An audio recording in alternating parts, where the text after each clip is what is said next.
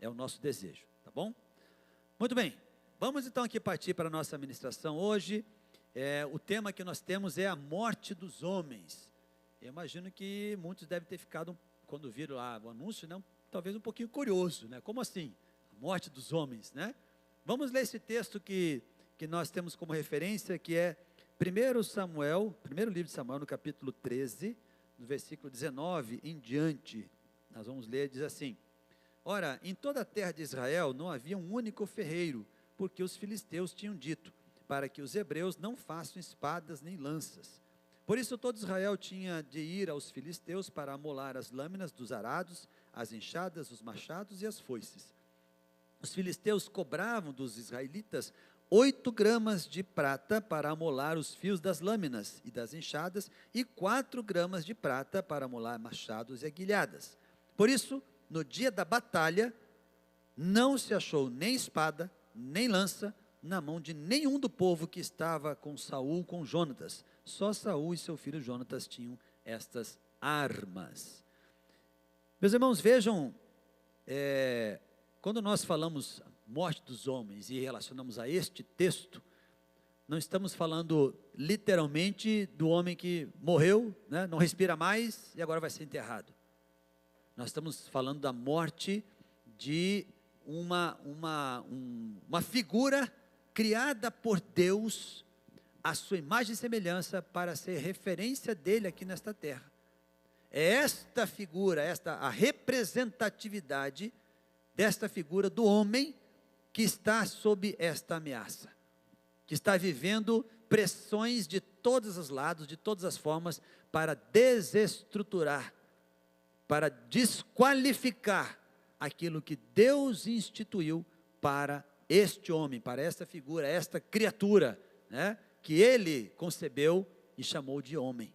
Deus tem um plano perfeito, o seu plano de Deus não mudou, continua sendo perfeito, mas o adversário, ele é astuto e tenta de várias formas minar isso tudo que Deus planejou para nós como homens. Veja que os filisteus tinham estabelecido um controle absoluto por tanto tempo, que esta dominação aconteceu de uma forma progressiva, lenta. Não foi da noite para o dia, não foi do domingo para a segunda, que agora não tem mais ferreiro, não tem mais espada, ninguém faz mais nada, não. Isso foi indo aos poucos, foi indo às vezes com negociações com o próprio Saul, com o rei, que era um rei iníquo, que levou o povo para longe do Senhor, que não tinha mais o Espírito Santo de Deus sobre a sua vida, né? E esta dominação não foi simplesmente, os filisteus entraram na terra de Israel, mataram todos os homens, né? A morte dos homens, mataram todo mundo, agora a terra é nossa, vamos habitar aqui. Não foi assim. Como é que eles dominaram? Não, vamos dominá-los de uma outra forma. Vamos tirar os ferreiros, porque o ferreiro é aquele que tanto fazia as armas, quanto fazia também as próprias ferramentas de agricultura, né? Mas principalmente as armas, espadas, escudos, lanças, era o ferreiro que fazia. E ele também servia no dia a dia para poder afiar as ferramentas todas para um povo que era, na sua predominância agrícola, responsável ali pela sua própria subsistência. E a dominação foi de tirar os ferreiros e tirar a capacidade de cultivar e de guardar. Cultivar e guardar. Né? Cultivar a terra e guardar a sua família, guardar a sua própria terra também. Onde é que nós vemos estes dois verbos juntos? Gênesis 2,15, a palavra de Deus nos escreve exatamente isto. Cultivar e guardar. Deus colocou Adão no jardim do Éden para o cultivar e guardar. Ou seja, lá no princípio, a ordem foi dada por Deus ao homem. A missão foi dada ao homem, para ele cultivar e guardar. Mas quando pela sua desatenção, o povo simplesmente deixou que os ferreiros fossem eliminados, tirados, não tinha mais armas, não tinha mais ferramentas, ele perdeu a capacidade de cumprir a sua missão de cultivar e guardar. Por isso que os homens morreram. Por isso que Israel acabou sendo dominado. E negociava ali, negociaram a sua capacidade ali de, não, tem que amolar as ferramentas aqui. 8 gramas de prata, 6 gramas de prata para molar um instrumento, e foram sendo minados na sua economia, na sua riqueza também, né? Então, esta função que Deus estabeleceu foi comprometida entre os homens de Israel, porque esses mesmos homens se sujeitaram a um governo que não temia o Senhor, Saul era um rei que não temia o Senhor, e deu provas disso, claras, né? Os filisteus viram nisso uma oportunidade e aproveitaram muito bem, né? Não ter mais acesso a armas não era simplesmente não mais tê-las na mão, não tinha mais as armas na mão, é muito mais do que isso. Você não ter armas, agora, vamos botar aqui um exemplo bem básico, né? Um soldado ali passa 5 anos dentro do quartel, ele só viu um fuzil dele, só atirou com um fuzil quando entrou lá no período básico, no comecinho, depois nunca mais pegou no fuzil, agora vai entrar em operação, dá um fuzil para ele. Esse cara vai ter capacidade de usar aquela arma? Pode ser um fuzil super potente, ele vai fazer lambança, ele não vai conseguir trabalhar em fração, atirar e cumprir a sua missão, fazer aquilo que tem que fazer, não vai conseguir, porque ele perdeu a capacidade de operar aquele sistema. Interessante que, preparando aqui para esse texto, né, para trazer essa mensagem aqui, eu vi muitos vídeos e procurei livros, né, já tem tempo que o Senhor colocou isso no meu coração, de trazer uma ministração nesse sentido, e dentro deste assunto que nós estamos falando, destas armas, que não é só você ter arma na mão, eu li uma reportagem sobre a Marinha do Brasil. A Marinha está passando por um momento muito difícil. Ter uma Marinha não é coisa barata, não é barato, é um sistema caríssimo. Das 3 Forças Armadas do Brasil, é a que mais demanda investimentos, porque os equipamentos são muito caros, muito mais caros que aviões, para a Força Aérea, e muito mais caros que um carro de combate para o Exército. E nós não temos mais o porta-aviões, que tínhamos, né, que já estava capenga, dava mais carro parado do que andava, gastava demais, muito velho, e perdeu-se, não tem mais porta-aviões. Toda aquela tripulação que operava um porta-aviões, o que ela fez? O que aconteceu? Estão parados, operacionalmente parados, foram separados para outras missões, outras atividades, embarcações que não conseguem rodar, porque é muito combustível, né? Enquanto você dá uma pisada de acelerador para sair um cruzador daqueles lá, é o tanque do seu combustível todo, né? Então, assim, é muito dinheiro para poder manter, não sai mais das docas, não consegue mais entrar em treinamentos para poder manter a capacidade operacional. Um precisa estar integrado com o outro para poder realmente apresentar o seu poder de dissuasão. O poder de dissuasão não é só ter equipamentos bons nas mãos, é saber operá-los apropriadamente, saber cuidar e usá-los da melhor forma. Haja vista, você pode observar, a Venezuela, alguns anos atrás, uns 10, 15 anos atrás, recebeu, o noticiário assim, a Venezuela recebeu uns caças russos, deram agora os melhores caças que eles tinham, foram vendidos lá para a Venezuela. Sim, se fala muito bem, essa é a manchete, mas vai ver quem são os operadores. O cara que operava ali um aviãozinho, um hidrojato lá, ou então equipamentos sem aviônica. O que é sem aviônica? Sem a capacidade de comunicação terra-ar, sem integração com sistemas antiaéreos, é simplesmente uma Ferrari que voa, é só isso, mas nada mais do que isso, não tinha capacidade operacional. E isto foi exatamente o que aconteceu com o povo de Israel. Eles acabaram perdendo a capacidade de se defender, de formar um exército, porque não treinavam mais, não tinha mais armas, passaram anos sem nem pegar numa espada, não sabia o que era. Perderam essa capacidade, porque deixaram, simplesmente não se posicionaram, deixaram isso acontecer de uma forma natural. E sabe o que acontece, meus irmãos? Quando nós simplesmente achamos que, não, isso aí é a evolução do mundo, até agora é outra era, né? Modernidade, a vida agora é outra, a sociedade está evoluindo. Quando nós lemos um texto lá em Juízes 18, ele fala da história da cidade de Laís. E olha o que o versículo 7 diz aqui, ó. Os 5 homens que eram espias da tribo de Dan, partiram e chegaram a Laís, onde viram que o povo vivia com segurança, despreocupado e tranquilo, assim como os sidônios, pois sua terra não lhes deixava faltar nada. A sua terra não deixava faltar nada. Então eles viviam despreocupados, tranquilos, né? Não tem problema nenhum, está tudo certo, a nossa terra aqui tem o que dar, nós vivemos aqui tranquilos, não precisamos nos preocupar de maneira nenhuma com a proteção disto, porque nós vivemos tranquilos e despreocupados. Nessa tranquilidade de Deus, preocupação, o que aconteceu? Os de Dan viram, né, que aquilo era a terra fraca, entraram, conquistaram a terra, mataram todos os homens. Ali sim, ali foi a morte dos homens, todos eles morreram. Tá? Por quê? Porque simplesmente homens não se posicionaram, homens deixaram de cumprir o seu papel, de proteger, de vigiar, e isso foi a consequência, não só para eles, mas para toda aquela cidade lá. Aquele povo pacífico e despreocupado foi facilmente dominado e destruído. Os homens a quem cabia o papel de defender a sua cidade pacífica e tranquila, abriram mão da sua função de guardiões das suas casas. Pode passar à frente aí, Erivelto. Isso, vamos voltar aqui. Já passou, né? Já passou. Então, aí nós vemos este ciclo aqui, que faltou só a conclusão do ciclo, né? Nós vemos que, pode voltar, não, aí no ciclo. Isso. Tempos fáceis geram homens fracos. Facilidade, estou em segurança, estou tranquilo, estou despreocupado, tenho tudo o que eu preciso. Tempo fácil vai gerar o quê? Homens fracos, desapercebidos do perigo que está ao seu redor. Né?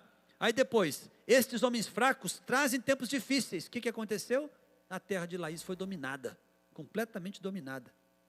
E isso ao longo da história você vai ver, né? Do século XX para cá, se você vê ali a leitura ali do início, antes da Primeira Guerra Mundial, Primeira Guerra, período entre Guerra, Segunda Guerra, Guerra Fria, você observa exatamente isto, né? Como isso veio evoluindo, veio acontecendo ao longo dos anos. Tempos difíceis produzem homens fortes. Vai você assistir um filme da Segunda Guerra Mundial lá. Assista um filme lá, tipo Resgate do Soldado Ryan, né, e outros semelhantes ali, que tem bastante, né, Band of Brothers também. Você vê como foram aqueles homens fortes lá, que geraram tempos fortes na sequência, derrotaram um movimento nazista, um movimento lá do eixo, e começaram uma nova era de tempos fortes, né? Naqueles tempos difíceis, homens fortes se posicionaram. E aí o que eles fizeram? Criaram tempos fáceis dos nossos dias de hoje, que estão criando o quê? Homens fracos, despreocupados, tranquilos, né? E achando que está tudo bem, tudo sem problema, a vida é mil maravilhas, é um mar de rosas, e assim que a gente vai. Tá? Passa o próximo aí. Aí, meus irmãos, nós começamos a ver como que esta desconstrução do homem vem acontecendo. Como é que as armas que Deus colocou nas mãos dos homens para cumprir a sua missão estão sendo tiradas das suas mãos. Elas estão sendo roubadas ou tiradas, às vezes por negociação, ou às vezes simplesmente surrupiadas, levadas embora, alguém furtou, roubou, né? O furto ou roubo, mas de alguma forma, as ferramentas que Deus colocou nas mãos dos homens estão sendo retiradas. Nós estamos assistindo à desconstrução das armas e ferramentas como nunca antes se viu. A masculinidade tem sido atacada de todas as formas, sendo acusada de ser violenta, rude. A agenda misândrica, que é aquela contra o homem, está em ação para desconstruir a energia masculina, ridiculariza com sarcasmo características masculinas como heroísmo, autossacrifício, força, coragem, superação, disciplina, resiliência. Não são todas essas características quando você assiste um filme de guerra? Eu gosto muito de filme, até pela minha história, né? Gosto muito de filmes que falem de guerras, de momentos de combate, de pelejas, que você vê os atos de homens que simplesmente se posicionam de uma forma que, meu Deus, como é que esse cara teve a capacidade de fazer isso? Por quê? Porque a essência masculina estava dentro dele. Quando foi lá no afundamento do Titanic lá, né? Se você for na proporção lá, quanto o percentual de homens que morreram e o percentual de mulheres que morreram? Alguém sabe disso ali? Cerca de 80% dos homens morreram. 20% só se salvou. Tá? 80% dos homens. E quando havia lá, mulheres primeiro, tá, não tinha bote para todos, isso aí é relato dos livros, né, da história que se conta lá. Baixando os botes lá, aqueles homens deixavam a esposa, filhos, e ficavam. E ninguém questionava, ele sabia que ele ia morrer. Ninguém questionava. Isto é masculinidade. Esta é a masculinidade que querem ridicularizar, que querem tirar, fazer choça, fazer chacota. É essa masculinidade que está se perdendo nos nossos dias de hoje. De homens que simplesmente se posicionam, independentemente de ideologias que venham contra ele, eles assumem a sua masculinidade na melhor e mais digna acepção da palavra, que é como o Senhor Jesus foi, um homem perfeito. Eles assumem isso, e não tem negociação, não abrem mão disso. Interessante que não se trata de uma ideologia, de um partido ou de um governo, é uma artimanha maligna, disfarçada de novos papéis, libertação feminina do jugo patriarcal, empoderamento da mulher, desconstrói a masculinidade e liderança designada ao homem, para elevar a mulher a uma posição de proeminência para a qual ela nunca foi preparada. E aí, eu não sei quem por acaso, alguém já foi assistir esse filme aí, He-Man? Não percam o seu dinheiro e o seu tempo. Eu vou dar aqui um spoiler para vocês ficarem tranquilos, não precisa ir, porque eu quase fui. Quando apareceu He-Man, falei, cara, He-Man, vou assistir He-Man. Pô, eu via He-Man direto quando era criança, né? Pegava a espada pelos poderes de Grayskull, eu achava ali que eu era o cara. E He-Man era o cara pra gente, né? Não, o pessoal da minha idade era o cara, o super-herói, o cara que derrubava tudo, todos os poderes lá. Eu queria ser o He-Man, cara. Era a maior referência que tinha. Mas este filme é uma desgraça para a masculinidade do He-Man, cara. É uma vergonha. O He-Man, o príncipe Adam lá, né? Ele é apresentado como o inverso daquilo que deveria ser a essência de tudo que nós falamos, desse heroísmo, força, coragem, determinação, resiliência, né? Enfrentamento. Ele é o oposto disso. Ele é um cara que ele é frágil, perdedor emocionalmente, obcecado por diálogo, tudo ele quer conversar, senta aqui, esqueleto, vamos conversar aqui. Pô, antes o negócio era pau, pegava daqui de lá, velho, não tinha essa brincadeira não, vocês vão conversando com o esqueleto, cara, quase sendo abraçado ali. Que vergonha isso aí, cara, esse He-Man, não me faz esse papelão, né? Aí, quem é o personagem que resolve tudo? Que é o que vai lá, está problema, o mundo está virando dos avessos, está explodindo, chama quem? Atila, a princesa. Ela é destemida, é ágil, habilidosa, capaz, eficiente, resolve todas as coisas. Quando todos os heróis masculinos de Eternia caem, é ela que toma a frente para reverter a situação. Atila é construída com todas as virtudes clássicas da energia masculina: coragem, iniciativa, competência, tática, liderança sob pressão. Oxê, isso são características do He-Man, cara. Quem foi que tirou dele? Mas isso é a agenda desta geração. E isso é investida desta geração. Quantas crianças estão indo assistir esse filme e vendo aquilo ali, entra com uma mensagem subliminar no seu subconsciente, ou no consciente também, né? Não precisa nem de ser subconsciente. Olhar aquilo ali, o cara já percebe, né? Quem tem um pouquinho de juízo já percebe que o negócio está invertido. Mas muitos homens, muitos pais, simplesmente é assim mesmo, né? Não, é uma nova leitura. Isso é artimanha do maligno, isso é coisa do diabo. E nós, homens cristãos, homens de Deus, temos que nos posicionar sim. Nós não podemos aceitar isso de cabeça baixa, né? Simplesmente dizer que realmente é evolução. Não é. É a evolução das armas do maligno, do adversário, não daquilo que a sociedade está vivendo, a sociedade que Deus quer, a igreja que Deus quer. Não é. Isso é mentira do adversário, e nós precisamos estar conscientes disso. Veja que, próximo, o nível de testosterona dos homens caiu 50% nos últimos anos. Olhe para o seu avô aos 20 anos de idade, e para os jovens de 20 anos de idade hoje. Cara, eu ia botar umas figuras aqui, mas eu fiquei com vergonha de olhar umas figurinhas assim. Você bota assim, faz um jogo com a IA, né? Vai botando ali e tal. Eu falei, não, cara, isso aqui vai ser muita vergonha, eu não vou botar não, deixa eu só falar, só, né, os caras imaginam, é melhor do que eu mostrar aqui, porque vergonhoso. Os jovens de 20 anos hoje, claro, não estamos dizendo todos, mas a tendência de uma grande parte, e eu não estou dizendo aqueles que se reconhecem como sexuais, não estou dizendo isso não, estou dizendo de jovens que se acham homens, mas que na verdade perderam completamente a essência daquilo que é a masculinidade. A infertilidade do homem será o novo normal, se a trajetória continuar assim. Isso não é evolução, é castração química. O sistema está inundando seu corpo com, vou ler agora aqui uns termos técnicos, mas eu acho que é interessante vocês saberem. Inundando seu corpo com xenoestrogeno, químicos que imitam hormônios femininos. Garrafa de água de plástico que você bebe, essa que acabaram de me dar uma aqui, né? No recibo, cupom fiscal que você segura, na água de torneira contaminada por anticoncepcionais. Estamos literalmente bebendo estrogênio todos os dias. Isto é planejamento, isso não é acaso, não é a coisa não, isso é planejamento. Porque a testosterona não é apenas sobre músculo e libido, ela é sobre agressividade e revolta.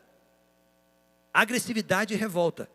Homens com testosterona alta questionam, lideram, derrubam tiranos. Homens com testosterona baixa obedecem, aceitam e consomem. Tranquilo, despreocupados e está tudo bem, tem tudo que precisa. Não é isso aqui? Ó? Exatamente isso. Ó. Lá do passado nada mudou. O diabo quer homens dóceis, mas Deus nos fez para sermos um tanque de guerra. Deus nos deu potência para sermos dentro dos padrões bíblicos, dentro daquilo que a palavra de Deus nos empodera, nela nos dá autoridade. Deus nos fez tanque de guerra. E com potência, para podermos cumprir o nosso papel. Potência não é nada sem controle, né? Tinha uma propaganda já do passado que dizia isso, de pneu, né? Potência não é nada sem controle. Nós somos controlados pelo Espírito Santo de Deus, mas temos que ter a potência do homem que Deus colocou dentro de nós. Estamos sujeitos ao Espírito Santo de Deus, mas temos potência, temos essa capacidade de reagir. Deus nos deu essa capacidade e essa missão, é missão nossa, reagimos. Nós temos que nos posicionar, porque se nós não fizermos, quem vai fazer? Se nós não assumirmos essa posição. O homem está sob ataque biológico silencioso, isso é impressionante. Temos tempo aqui, dá para eu passar mais alguma coisa aqui? Então, já fazendo mais uma referência, né? Ainda a essa mudança de figuras, vamos dizer assim, né? Você sabe quem é o Aquiles do filme de 2026? Quem viu o primeiro filme de Aquiles lá? Quem era o ator? Quem era? Brad Pitt, né? Pô, Brad Pitt manda bem, né, cara? O cara todo, né, saradão lá, e sentando a mamona em todo mundo, né? Pô, o cara que é o Aquiles, né? Toma aquela flechada lá no pé e continua, né? O Aquiles de 2026 é um transexual, cara. Pô, faltou homem para fazer, chama o Tom Cruise para fazer o Aquiles que ele faz feliz, né? Faltou homem. Pelo amor de Deus, cara, porque não é uma afronta você fazer um negócio desse. Aí você passa ao próximo, Edivelto. Você começa a ver que as referências que nós tínhamos do passado, né? Vamos lembrar aqui dos nossas referências, nós de criança, falamos do He-Man de desenho, mas pô, quando a gente falava de referência de homem, de capacidade, o cara que fazia acontecer, era Rambo, né? Sylvester Stallone, Van Damme, o Dolph Lundgren, quem mais? Aí o Schwarzenegger, exatamente, Schwarzenegger, Charles Bronson, Chuck Norris, né? Pô, esses caras, velho, era inspiração para a pesada. Todo mundo queria sair no braço lá, um batendo no outro, né? Porque era a nossa referência da nossa masculinidade. A pesada lá com os hormônios explodindo, tu queria mais brincar de bater mesmo. Eu tenho meus primos lá que a gente brincava lá, um agarrava o outro, uma vez que quase me apagou de tanto que ficou me segurando, né? Mas era brincadeira de menino. Hoje isso virou quase crime fazer um negócio desse. Há homens pedindo desculpa por serem homens. As referências foram perdidas. Estes homens já se perderam. já não são mais referências para essa modernidade, essa geração de agora, são influências de todos os tipos aí que você vê, um que Deus me livre pior que o outro, né? Mas esses que estão influenciando a sociedade, os jovens. E aí você vê algumas dessas referências, né? Eu vou trazer uma bíblica aqui e outras históricas, para mostrar que é uma sequência, né? A Bíblia é uma parte da história do homem e continua essa história do homem. O primeiro é José, o pai de Jesus aqui na terra, né?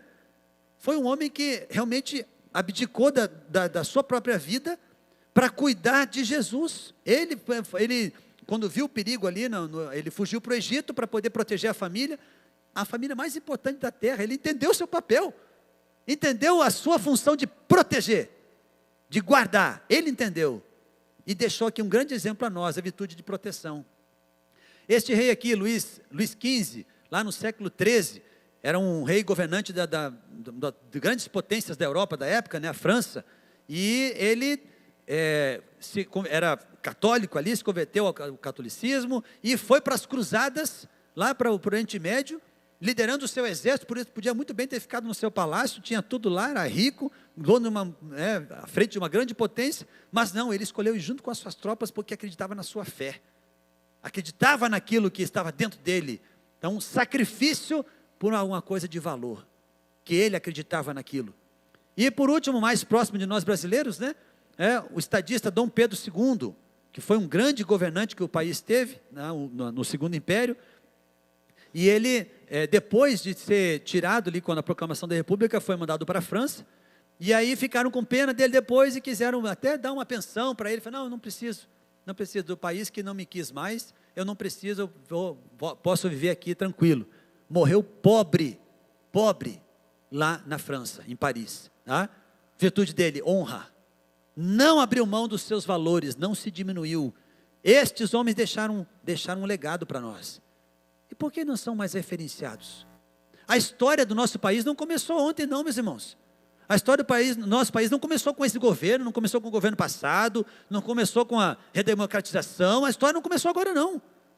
Heróis construíram, heróis deram o seu sangue, heróis se sacrificaram, heróis que foram explorar este país aqui para nos passar o que nós somos. E por que esses heróis não são mais lembrados?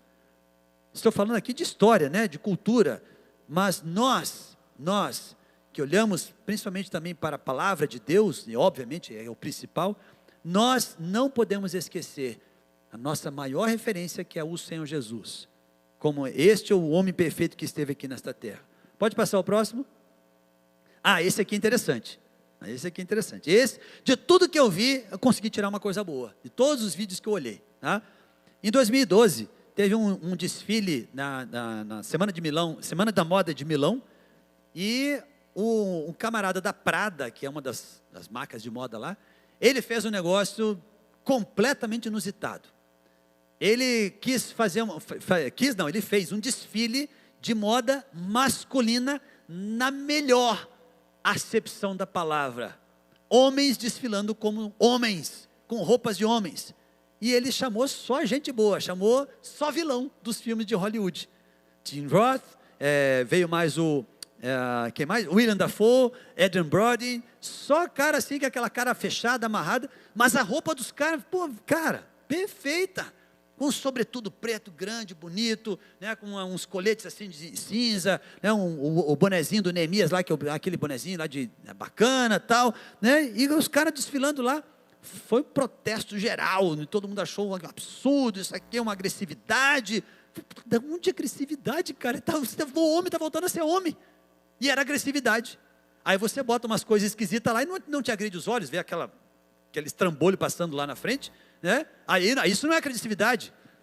O homem desfilando como homem, com roupa de homem, não é agressivo. Aí isso é agressivo, isso é rude demais, é grosseiro, né?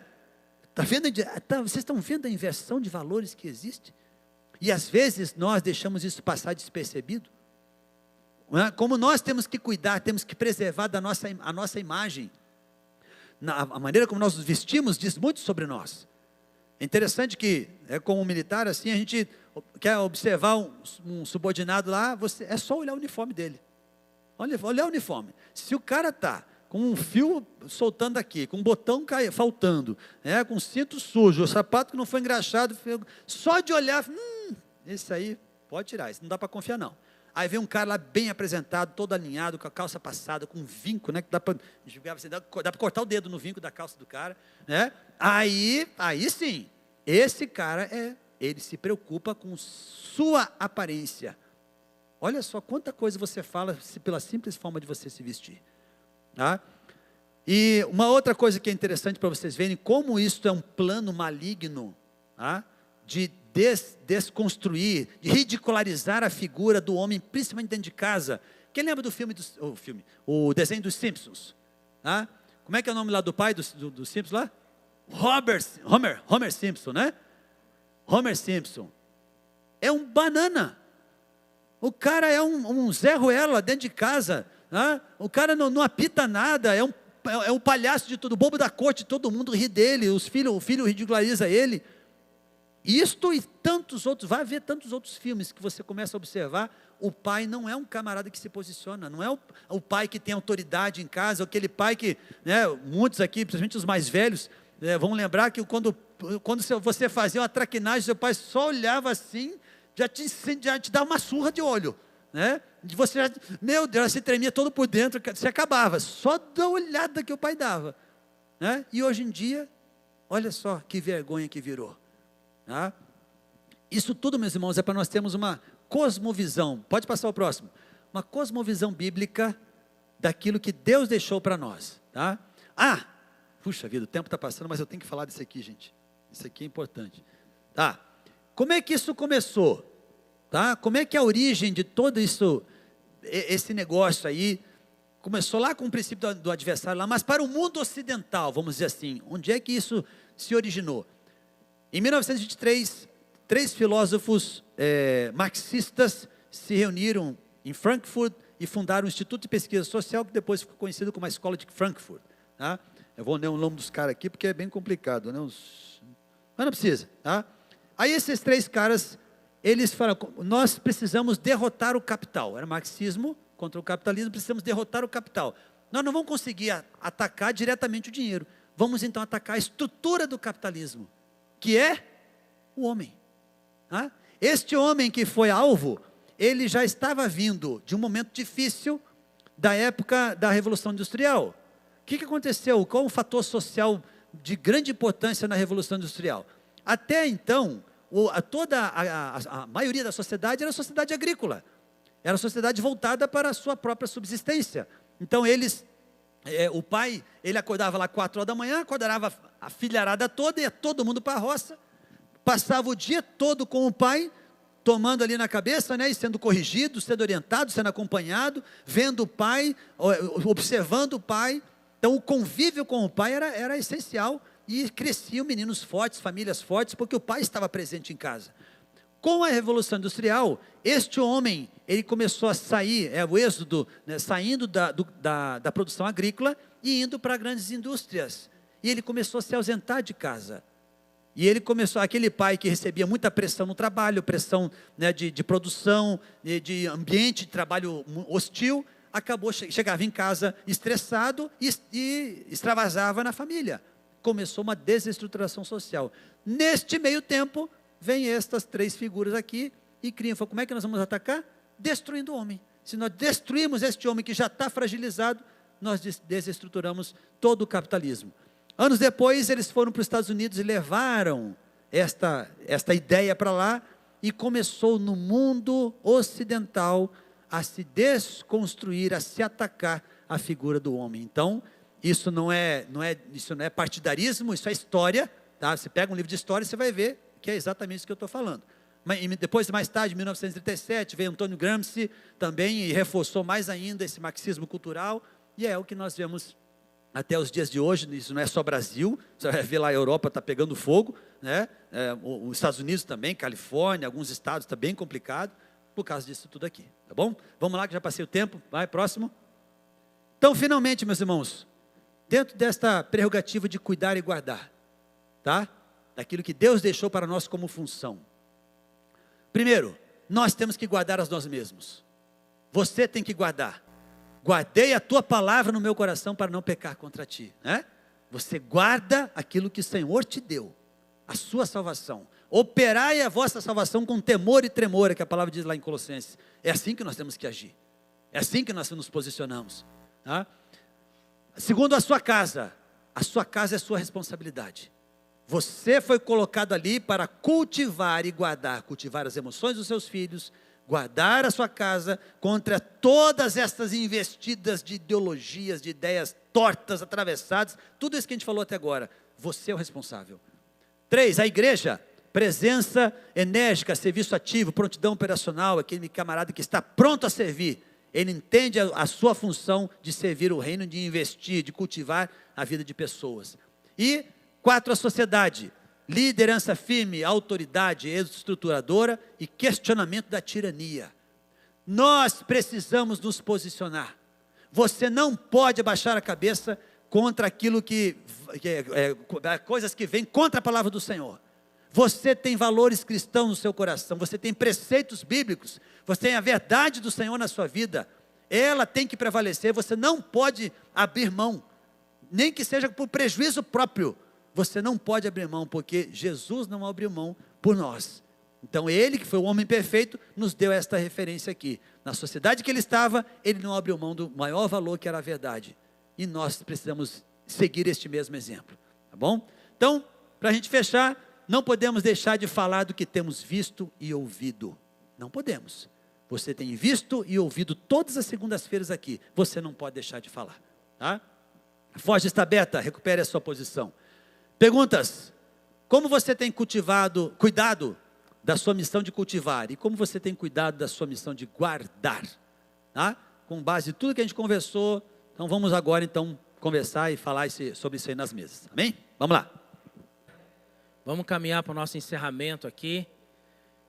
Realmente é um tema instigante, é um tema importante a ser falado.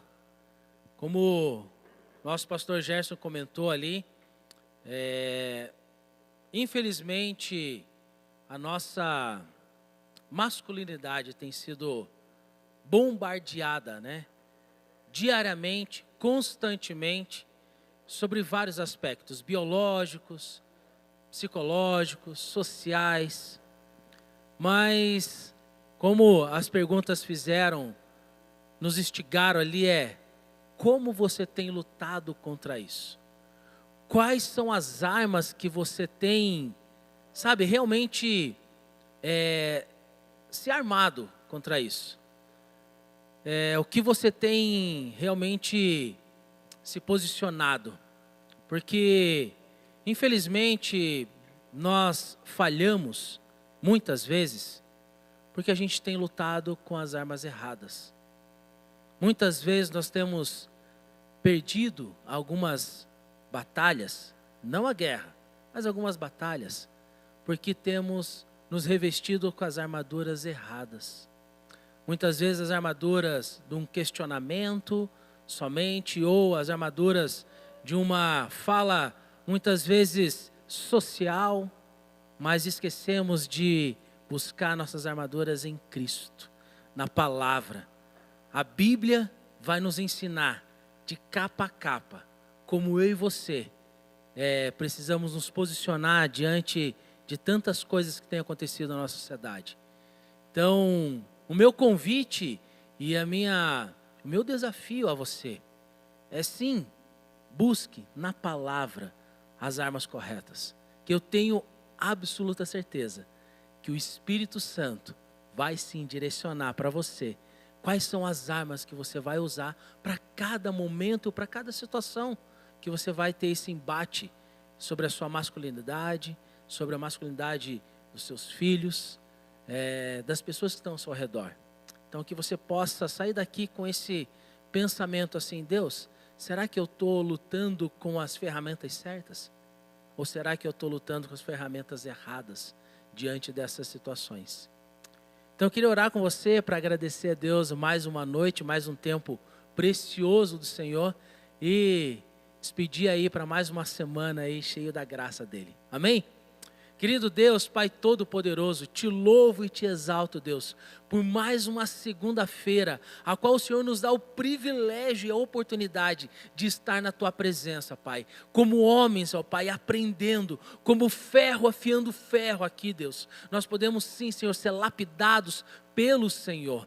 Deus, obrigado, Senhor, pelo privilégio de estar aqui, Pai, em plena segunda-feira com esses homens, nos preparando para a semana, Deus, nos preparando para as batalhas que virão durante essa semana. E a minha oração, Deus, é: reveste esses homens com a autoridade que vem do alto, reveste esses homens com a sabedoria que vem do Teu Espírito Santo, que o Senhor possa sim, Deus, dar as armas corretas para esses homens, para que nós possamos lutar, Senhor, contra todos os bombardeios de Satanás sobre a nossa vida, mas com as armas corretas, ó Deus.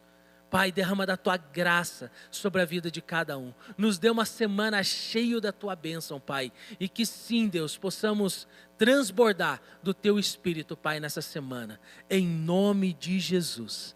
Amém, amém, amém.